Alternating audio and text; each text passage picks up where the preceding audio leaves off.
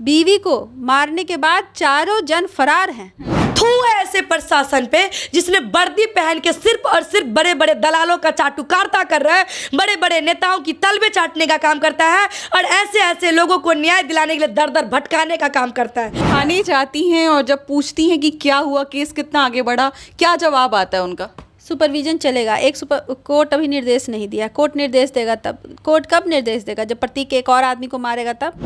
हमें शांति तब मिलेगी जहां हमारी चांदनी गई है वहां प्रतीक सजपाल को भेजेंगे, तब ये अस्थियां विसर्जन होगी जल में। ये प्रण है, इस परिवार की ये प्रण है, इस बहन की ये प्रण है कि ये अस्थियां नहीं जाएगी। ये अस्थियां उसका इंतजार कर रही है। हमें नहीं, इसको न्याय चाहिए। और एक चांदनी नहीं, इस देश के तमाम चांदनी को न्याय चाहिए जो हर दिन भेंट चढ़ती है ऐसे दरिंदों की। ये आत्मा आज अपनी न्याय की गुहार लगा रही है सरकार से। नारी में बहुत ताकत है और वो लड़ेगी और ऐसे ऐसे दरिंदों को अंदर करवाने का भी काम करेगी। लोगों को क्या इंसाफ दिलाएगा जो अपने घर में इंसाफ नहीं कर पाया, अपनी पत्नी को इंसाफ नहीं दिला पाया। ये न्याय के नाम पे धावा है और सबसे बड़ी चीज़ है कि ये पुलिस प्रशासन को दबाव बनाकर रखा है। पूरी कहानी एक तरफ, लेकिन इस लड़की की जो अस्थि रखी गई है ना, वो पता नहीं मतलब कितने लोगों के रोंगटे खड़े करने वाली है। नमस्कार, मैं हूं अंजलि और आप देख रहे हैं द इंडियन स्टोरीज। बात कुछ दिन पहले की है जब पटना की एक बेटी को मार दिया जाता है और मारने वाला कोई अनपढ़ व्यक्ति नहीं था बल्कि एक जज था।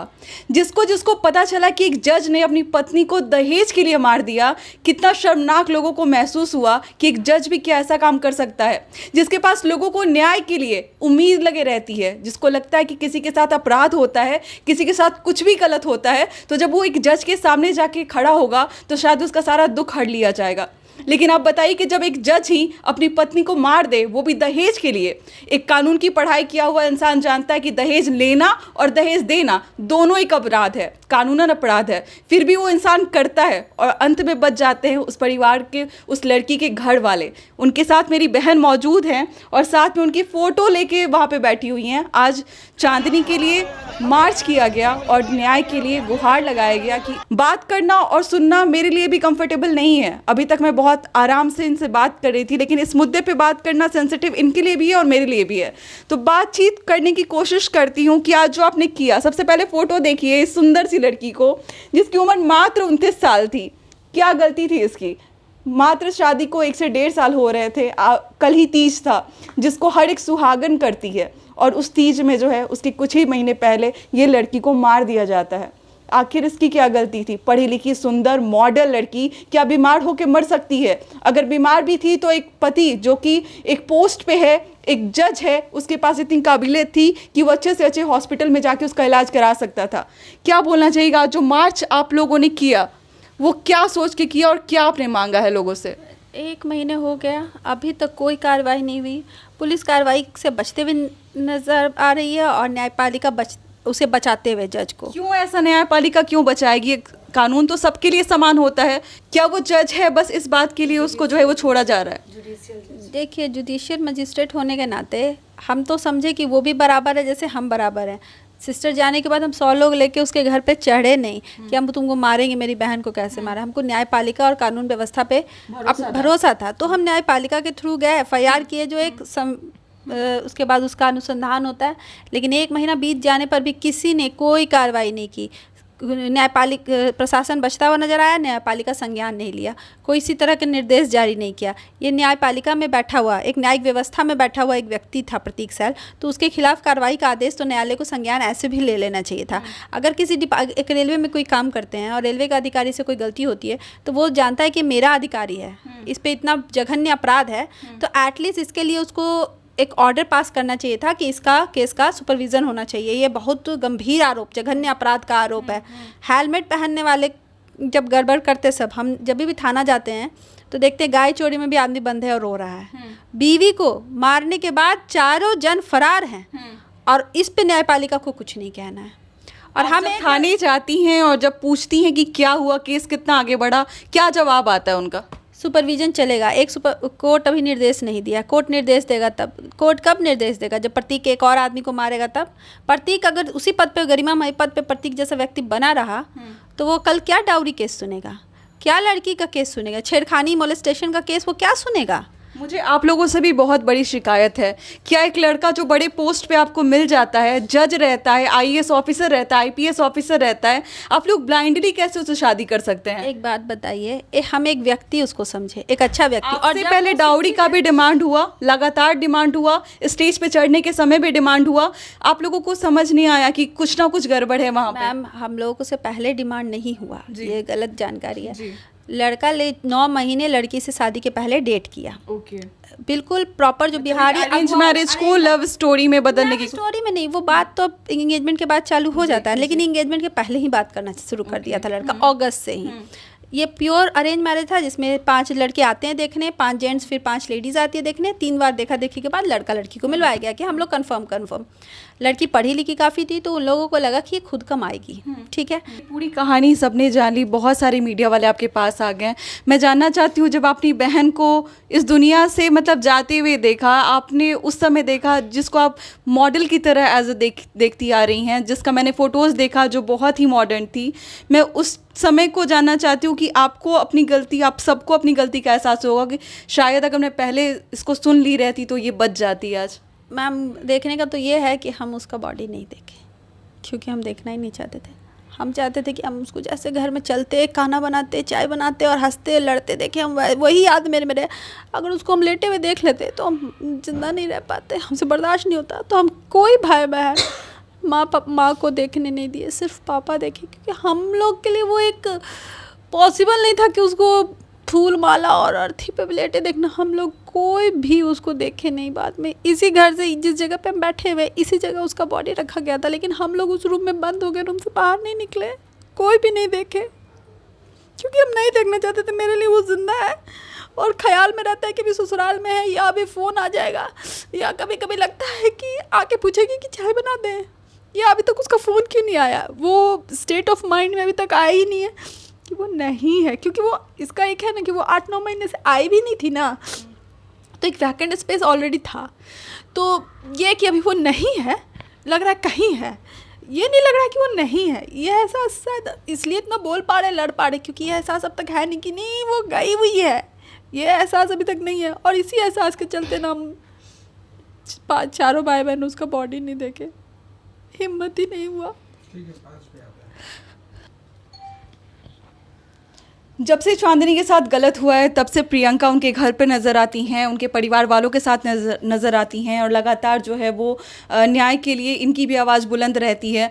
आज उनके लिए, चांदनी के लिए मोर्चा निकला गया था, और एक बहुत बड़ी रैली आप कह सकते हैं, जिसमें हज़ारों लोगों ने उसमें सम्मिलित हुए थे, और कहीं ना कहीं सबका एक ही डिमांड था, मांग था कि चांदनी को न्याय मिले। और न्याय का सबसे पहला जो पहलू था, जो लोग चाहते हैं, वो ये था कि उसके हस्बैंड जो थे, जो एक जज मुझे नहीं लगता, मुझे बहुत इज्जत से बात करनी चाहिए, उसको एटलीस्ट अरेस्ट किया जाए। क्या बोलना चाहिएगा प्रियंका जी, क्या लगता है आप लोग ये जो कर रहे हैं उसकी वजह से प्रतीक को गिरफ्तार किया जा सकता है?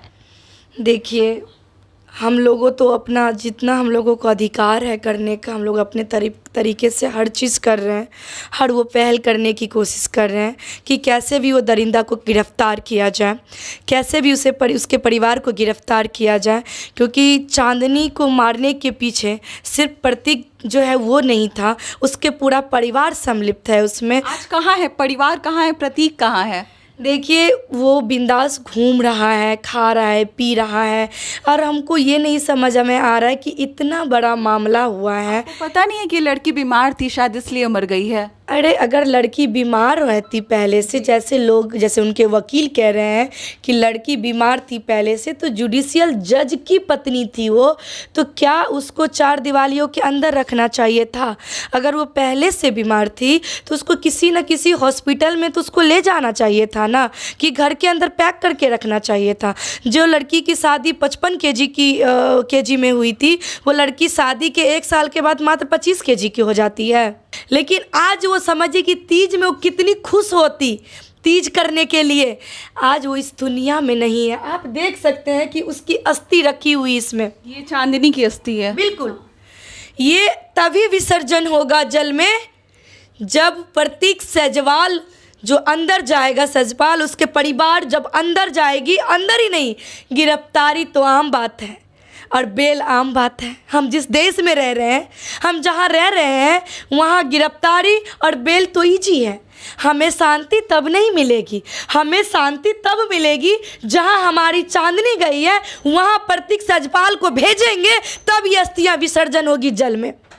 ये प्रण है, इस परिवार की ये प्रण है, इस बहन की ये प्रण है कि ये अस्थियां नहीं जाएगी। ये अस्थियां उसका इंतजार कर रही है कि मैं गई हूँ, तुझे भी अब लेके आऊँगी यहाँ। ये चांदनी की है गुहार, वो गुहार करके गई है इस दुनिया से कि मैं तो चली जाऊंगी, लेकिन तुम लोग अपनी सैंडल एक भी नीचे मत रखना, प्रतीक सजपाल के सर पे तोड़ना, क्योंकि वो दरिंदा है, वो दरिंदा। काश चांदनी मरने से कुछ दिन पहले अपनी सारी बातें इस परिवार को बता पाती ना, तो शायद आज चांदनी हम सभी के बीच होती। लेकिन वो दरिंदा, वो दरिंदगी की हर वो सीमा को पार कर दिया, हर वो चीज़ को पार कर दिया। उसके पास जो फ़ोन था ना, उसको भी हैक करके रखा हुआ था, क्योंकि जो धमकी वो परिवार चांदनी को दे रहा था ना कि तुम अपने परिवार को बताओगी तो तुम्हारे भाई को ख़त्म करवा दूंगा, तुम्हारे दुकान में गांजा रखवा दूंगा प्रशासन के द्वारा। तुम्हारे प्रशासन के ठेकेदार बोल रहे हैं। तो जाहिर सी बात है ना, जुडिशियल जज है, इसके लिए प्रशासन तो आम बात है, घुमाना फिराना, अगल बगल कुछ भी करवा सकता था ये। तो इसको ये लगा कि इसको तो मैं कैसे भी निपटा दूंगा, किसी को कानो कान पता नहीं चलेगा। इसका कहीं और अफेयर चल रहा था, जिसके कारण हमारी चांदनी को वो निगल लिया है। वो पूरा परिवार दरिंदा निकला, पूरा परिवार ने निगल लिया।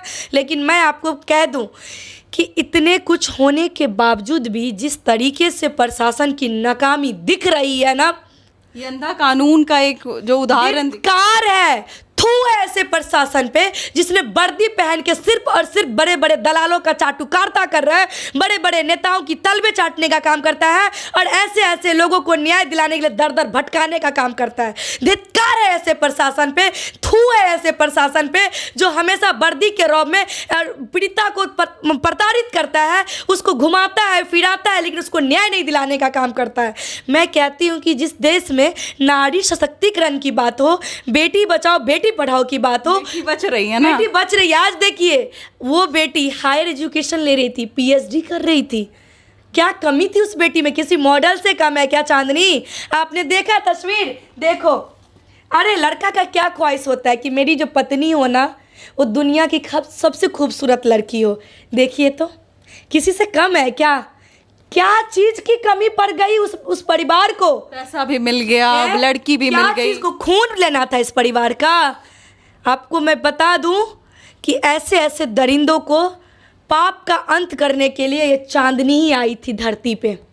ये तो नहीं रही, लेकिन इसकी आत्मा, इसकी ताकत हम सभी को हिम्मत दे रही है, उस दरिंदे को अंदर करवा के रहेंगे। इस परिवार की ताकत ये चांदनी है और ये ताकत दे रही है, क्योंकि इसको न्याय चाहिए, हमें नहीं, इसको न्याय चाहिए। और एक चांदनी नहीं, इस देश के तमाम चांदनी को न्याय चाहिए जो हर दिन भेंट चढ़ती है ऐसे दरिंदों की, और वो हर चांदनी को न्याय चाहिए जो हर दिन घर से प्रताड़ित होकर निकलती है और दरिंदे की बलि चढ़ती है। उस चांदनी को न्याय चाहिए। आप सिर्फ महिला सशक्तिकरण का बात करते हैं, कहाँ पे महिला सशक्त हुई है? कितनी प्रताड़नाएं हो रही है महिलाएं के साथ, लेकिन इन लोगों को इन सब चीज़ों से कोई फर्क नहीं पड़ता है। आज ये अस्थियां मांग कर रही है अपनी न्याय की, और उम्मीद है इसको, ये आत्मा आज अपनी न्याय की गुहार लगा रही है सरकार से। अरे जागो ना भाई, जागो। अरे वोट तो मिलेगी, राजनीति तो करना आता ही है, जातिवाद तो करना आता ही है, करो भाई, जो करना है करो। कम से कम महिलाओं के चरित्र हरण पे, महिलाओं के प्रताड़ना पे तुम मत करो राजनीति। अरे इसके लिए तो बात करो। अरे उठो, जागो। ये अस्थियां पुकार रही है, ये अस्थियां तुम दरिंदों की आवाज दे रही है कि इस दरिंदों को अंदर करो। आज हम लोगों का गर्दनी बाग में धरना प्रदर्शन था शांतिपूर्ण तरीके से। हमारी प्रतिकार मार्च भी थी, लेकिन मैं आपको बता दूं कि अगर जुडिशियल जज प्रतीक को गिरफ्तार नहीं किया जाता है, उसके बंगले पर छापेमारी नहीं होती है, सीज नहीं होती है, उसकी फ़ोन लैपटॉप सीज नहीं होती है, तो हम लोग ईंट से ईंट बजाने का काम करेंगे। नारी सशक्तिकरण की एकता जो है वो हम खंडित नहीं होने देंगे। नारी में बहुत ताकत है और वो लड़ेगी, और ऐसे ऐसे दरिंदों को अंदर करवाने का भी काम करेगी।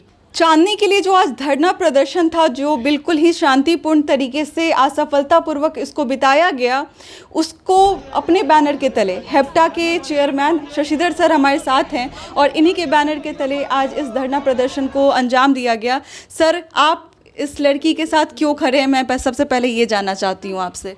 देखिए क्या है ना कि सिर्फ चांदी नहीं, लड़की तो बीमार थी सर, लड़की तो वेंटिलेटर पे थी, फिर आप क्यों धरना प्रदर्शन कर रहे हैं? देखिए मेन क्या है ना कि इसके थ्रू हमको और भी लोगों को मैसेज देना है कि आप दहेज ना लें, नहीं मारें।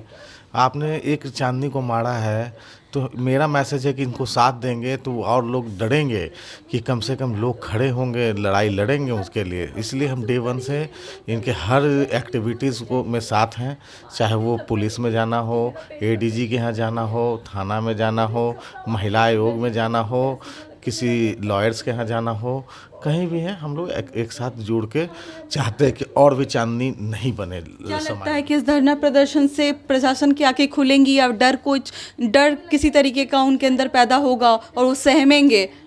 देखिए क्या है ना, ये उम्मीद पे हम लोग सब चीज़ करते हैं और हम लोग चाहते थे कि इतना धरना प्रदर्शन किए हैं तो आवाज़ प्रशासन तक जाए और प्रशासन कम से कम जो एसडीपीओ अभी आराम से बैठे हुए हैं वो कम से कम उस फ्लैट पे जाके जितना भी एविडेंस है उसको कलेक्ट करे। क्या बोलना चाहिएगा सर? देखिए, जैसा कि अभी आप बोली कि वो लड़की बीमार थी, अगर बीमार थी तो जुडिशियल जज जो प्रतीक है, क्या वो सक्षम नहीं थे इलाज कराने के लिए?